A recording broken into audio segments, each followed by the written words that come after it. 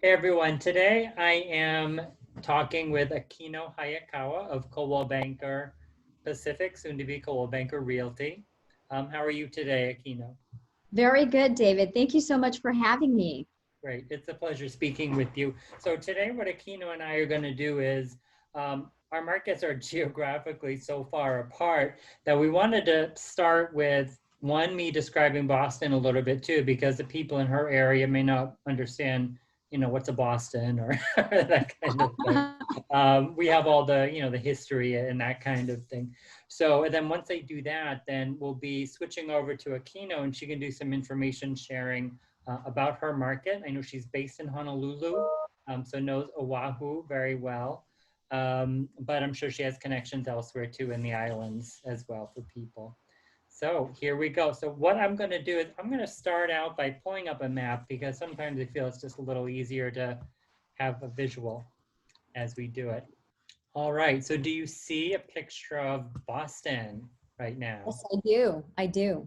Perfect. So this is what we call the Boston that most people visit when they come out to the area. What you have here is, the old city, really the old part of Boston. The North End right here, where you have the Paul Revere House and the Old North Church. The Freedom Trail is a fun thing to do when you're visiting the city. And of course, over here, there's Cambridge, MIT, Harvard, Bunker Hill up here. And then down here we have, the southern close neighborhoods of the city, the Back Bay, which is this whole area was filled in. It used to be a mill pond years and years ago, Oh, a century ago.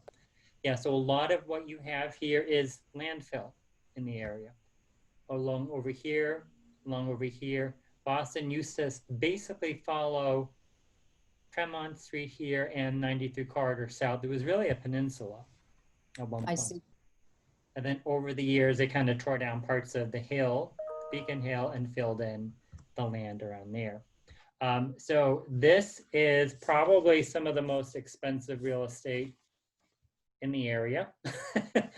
You have, and I'm going to talk about condo prices Okay. right Yes, now please. because in downtown Boston and a lot of the urban areas, condos are a significant chunk of the market for people.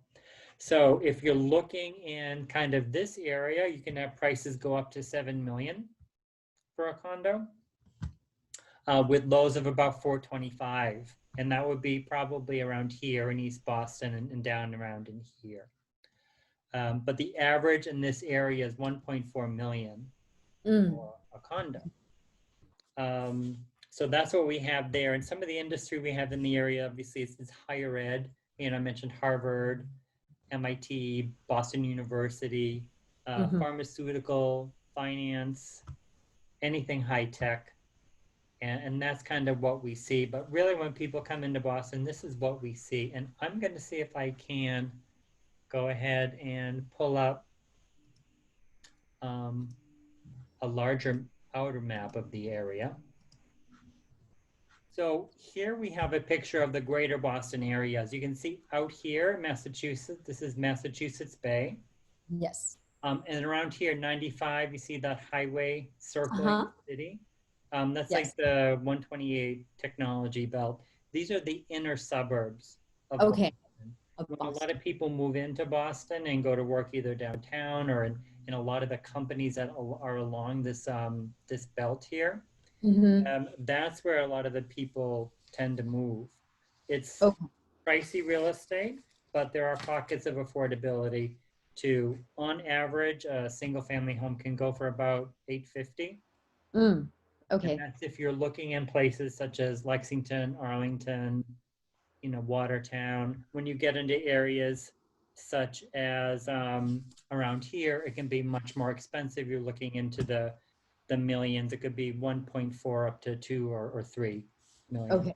That's in these areas such as Newton, Brookline, Lexington, right Mm. there. So, and then some of the lows are like 400 if you're coming up to here in Salem, which is, just Oh, the historic Salem witch trials right. took place.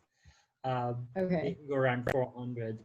A super fun time when you're here visiting in the October, around October. The city is like one big open carnival at that point. It's a lot of fun.